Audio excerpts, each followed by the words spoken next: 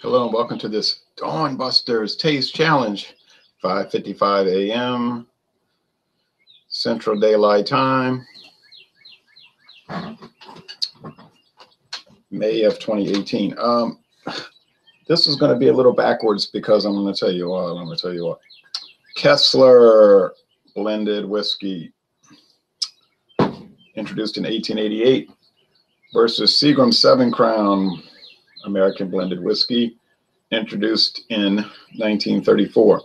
Okay, I recorded a Kessler review a few days ago, and I was going to post it this morning before I did this. And then I said, I was thinking about other things, and I said, I must have done it. Maybe I posted it already. And then right before this, I said, no, I didn't post it. People would have been commenting on it. So you'll see the taste challenge before the review.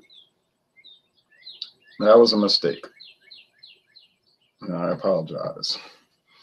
But that was this has been one people have been asking about quite a bit. Kessler. So I have this little bottle. It's only a 200 milliliter bottle. It isn't going to last long.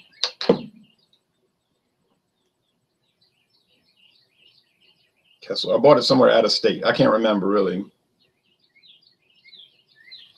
It doesn't really matter because I can get it here, but only in those big handle bottles, 1,750 milliliter, 1.75 milliliter bottles. And I don't want to buy that. If I could get a glass bottle, I'd buy it. I might be able to get one if I ask Matherns to order it, but that's okay. I'm just going to put this in competition against other major blended whiskey brands: Seagram 7 Crown, Beam's 8 Star.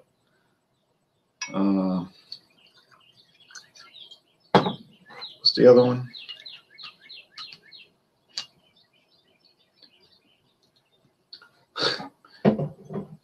I got him on my schedule chart.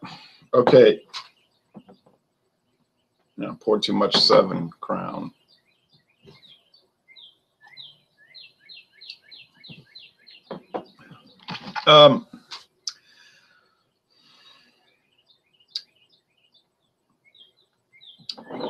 I think it'll be a bit of a challenge because, well, they're both amber, about the same color. Alcohol eggs, typical blended whiskey, a little darker maybe, perhaps. Well, I think they're about the same quality level, although I know 7 Crown is a little bit more expensive. Now, they're not blended at the same ratio, and they're not aged the same. The 7 Crown coming from Lawrenceburg, Indiana, Midwest Grain Products, Seagram's, old Seagram's distillery, owned by Diageo today, the owners of Guinness, beer, Bullet bourbon, and a bunch of other stuff. And I mean a bunch. It's blended at a 75 to 25 ratio, okay?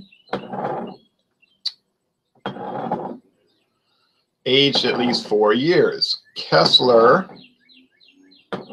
which is what came under the Seagram's umbrella as well. Now, it was a Seagram's brand for a long time. And then when Seagram's collapsed in 2000, Beam, the Jim Beam company, now Beam Suntory, bought it. Okay, so that's why you have all these Seagram's brands scattered across the companies. You know, they're scattered. The distillery owned by Midwest Grain Products, Canadian Hunter and Benchmark, Canadian Hunter, Canadian Whiskey and Benchmark Bourbon owned by Sazerac, for instance. Seagram's Gin owned by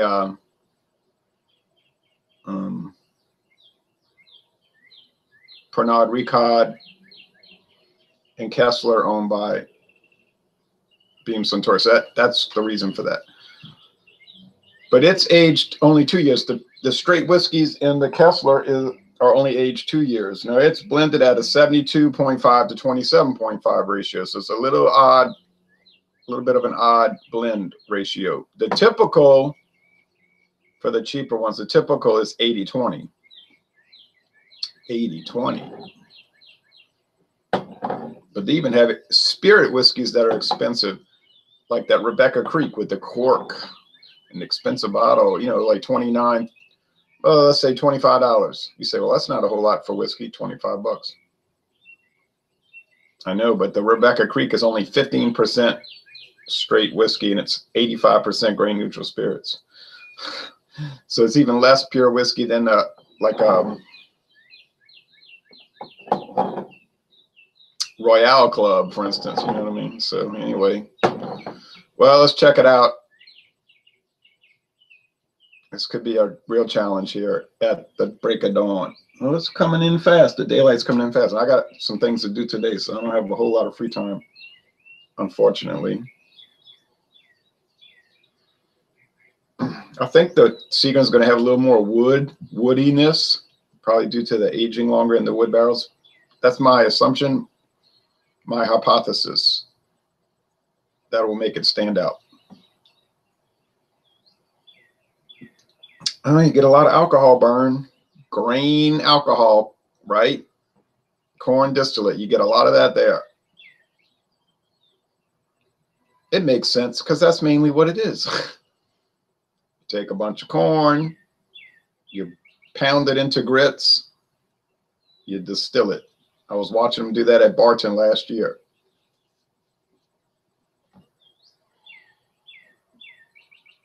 Okay, over here. It isn't too much different, but this one has a deeper woody character. It does. It's not as much corn distillate. It's not just all grain spirits. This one smells a little bit like the Royale Club. Did I get the wrong bottle? No. But it has that pungency. The Royale Club has that pungent. Yeah. And I don't mean a bad thing. It's just kind of full in the nose. It's like a, almost like a, when you go to the distillery and you look in the kettle and all that looks like gruel, it looks like cream of wheat or some kind of, you know, oatmeal concoction. You smell all that pungent yeasty aroma. It smells kind of like that when it's kind of in the beer stage, you know. This is coming out to that extent also. It's breathing. It does change them when they breathe. When you let them get in the glass, you swish them around. It does matter. But I still think this one over here to the right, your left, is stronger. This one has more of a sharp, clean aroma. Like it's right to the point. Less, it's thinner. Okay, thinner. If it was a beer, it would be crisper, right? Like a Busch Light, as opposed to a Genesee cream stout type of thing. All right, let's go with the taste, shall we? Cheers. All right. I got to read the Super Action Comics number 1000. Ooh. So that's the good thing about getting a subscription, because you don't pay extra if it's a double. This is a $7.99 book. It's got a hardcover, kind of a hard paper cover.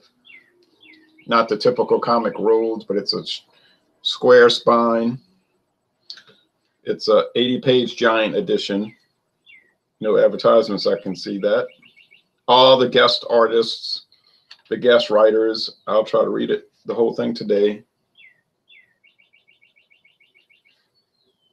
And then there's Superman. It's me. I went back to the telephone pole where you were going. I don't know. They'll probably go through the whole history and a different conceptions of Superman or whatever. I was looking back through my stuff. It's funny because I've got the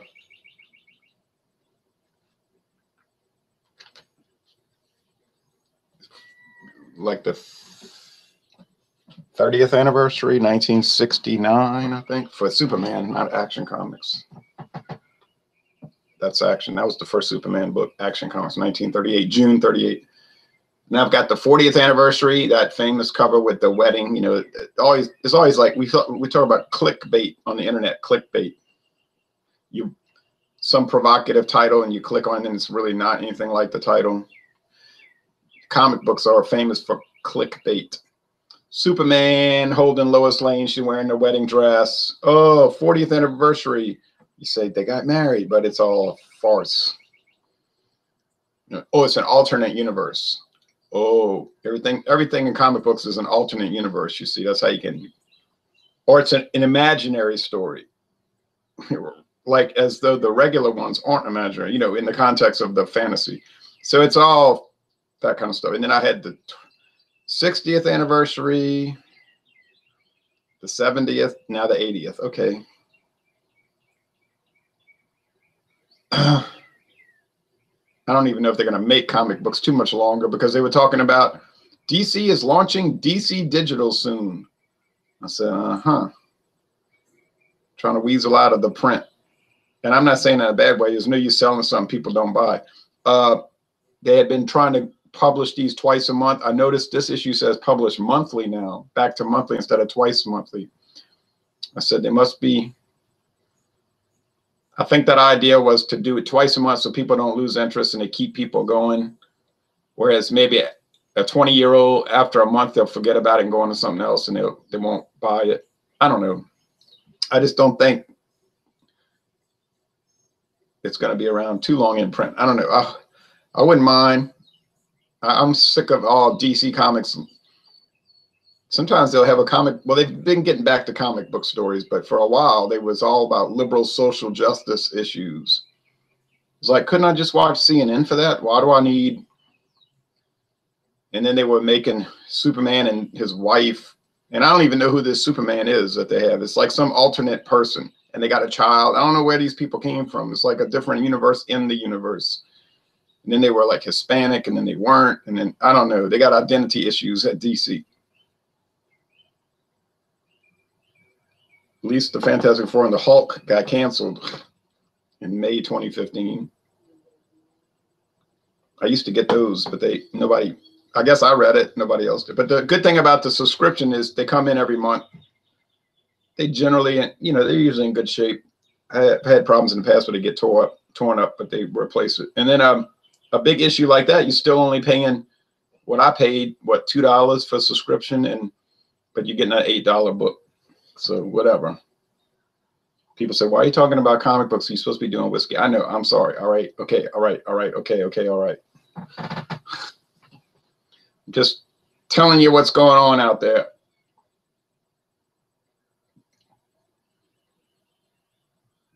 I'd just rather see Superman doing Superman things and Batman doing Batman things instead of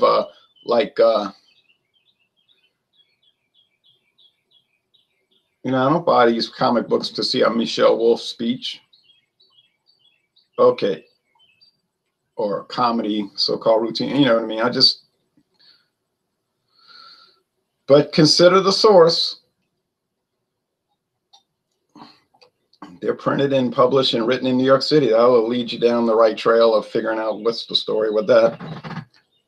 Kessler and Seagram 7 to premium American blends are part of the old Seagram company, right? Finally. And I'm sorry about doing the Kessler taste challenge before I post the review. That's a little screw up. I have the review right there on my computer, you know, the recorded video that I did in the afternoon after work one day. But that's okay. I mean, I'll post it. These things exist out of time anyway, eventually, when they're recorded. That's why I never liked the idea of, I'm going to do a special Christmas video. And look, I'm wearing my ugly Christmas sweater. Well, that's nice if people are watching it live at that exact time. But what if they're watching it a year and a half later on Halloween? There's no relevance to it. So I avoid those type of videos. Well, okay, the aroma is not the same at all. Okay.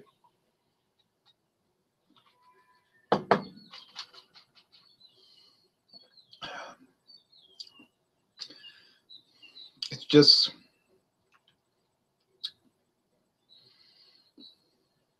wood, sugary, sweet, kind of sugary, semi-sweet cereal grain. With a little rye spice, I think. Now, the thing about the bourbon is you get that it's like cereal, right? But it's like corn grits. It's like cornmeal. What I mean, like you took Well, you had grits. I mean, you know, we eat that here. You might not eat that in your state, but that's what is grits. It's pulverized white corn. Then you add water and salt, or unless it has salt already, and then you heat it up and it gets like, you know, like a porridge, and then you eat it, or you put it with eggs. And so that's what the whiskey's made out of, the bourbon, but they use yellow grits, but the same principle. But then it tastes like, to me, a bowl of grits with wood. Now you say, oh, you just don't know bourbon, you idiot. I've tried some really expensive bourbon, like the Pappy Van Winkle and the Four Roses Special Edition 10-year aged. It still had that same profile. So, I mean, I'm not stupid. And you might have noticed that I'm not preaching against drinking bourbon. I'm not over here talking about, oh, bourbon, bourbon. Not saying a thing about it. Except that to me, I don't like that big corn taste.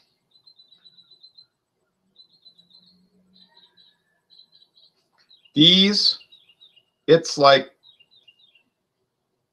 the same thing as the bourbon, except not as strong corn, right? Because you got the grain neutral spirits, which are not flavorful. So it sort of like dilutes the taste. It cuts it, which depending on the drinker may be a benefit or may be a detriment. You dig? All right. Bourbon is by law at least 51% corn. That's right. But not more than 80% corn. I don't think that's the law. All bourbons are at least 51% corn. That's right. Now that's true. Here's what I mean. I don't think that's the law. I think bourbon can be 100% corn, but it's aged in new, never before used charred barrels. But look at the Tax and Trade Bureau's regulations on corn whiskey. I think it's 51% corn too, corn whiskey. And then there's different types, straight corn whiskey. But it says, yes, straight corn whiskey is 2 years aged, but in uncharred barrels. Look at those regulations. It said uncharred barrels. So that's really the difference, the char versus the uncharred.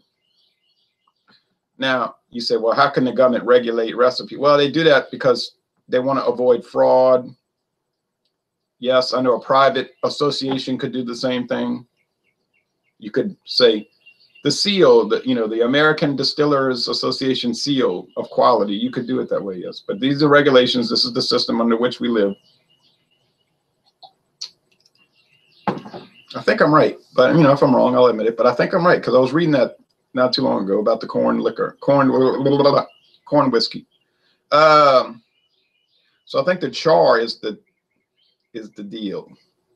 Now these two items here, Kessler and Seagram 7 Crown, they're aged almost certainly in charred barrels, but it's used barrels, you see,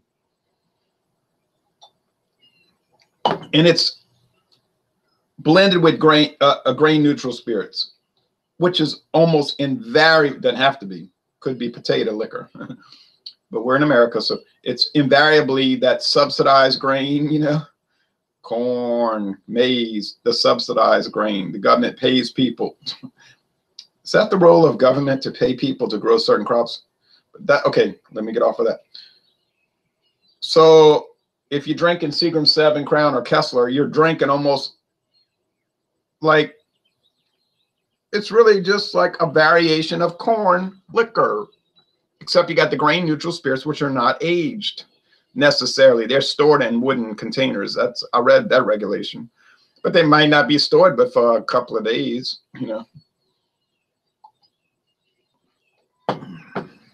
They're just a bulk item. So that's that whole little wavelength of corn. Now, you say, yeah, but what's the difference? Stop trying to delay the inevitable. Tell us which is which. Yeah, well, you caught on to that. From what I understand, over 80% is to be labeled corn whiskey. Bourbon is an appellation. It must be 3 years old minimum. It must be Asian, new created. No. Straight bourbon. There's different types of bourbon. They're all bourbon. There's blended bourbon even, which only has to be 51% bourbon, straight bourbon. It could be 49% grain neutral spirits, like what I'm drinking here. Now that might sound like an atrocity, an apostasy, a heresy, but it is not too uncommon. 10 High is an example. Used to be straight bourbon, but they flipped it to blended. Straight bourbon has to be aged at least 2 years.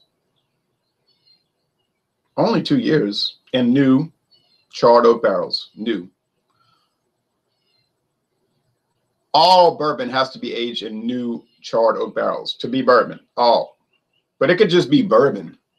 You got me? Just say bourbon. 10 High bourbon. Oh, well, I'm going to talk about an actual brand. Redemption High Rye Bourbon. That's what it says. Redemption High Rye Bourbon. It's aged at least 1 year in charred oak barrels. But if you read the regulations carefully, there's no age time frame for being just bourbon. So conceivably, it could be aged 1 hour. You could pour it in there in the barrel, new, never before used barrel, turn the clock on and wait an hour. Now, obviously, no one would buy it because it's going to be clear. And they're going to say, that ain't bourbon, that's damn moonshine. And you can't add coloring or flavoring to it because it disqualifies it as bourbon. So after a year, you'll start getting color on it, right? To start being that red liquor, as they used to call it, red liquor. So, okay. So you got just bourbon, blended bourbon, different animal, same umbrella, straight bourbon, another umbrella. I mean, another type under that bourbon umbrella. So it seems strict, but when you read the regulations, you'll notice it's really not that strict. There's a few guidelines, but they're very easy to comply with if you just have a little ingenuity.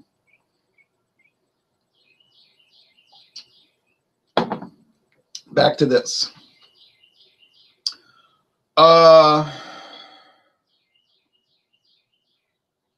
Okay. I'm having a hard time figuring out which is which, to tell you the truth. See, all right.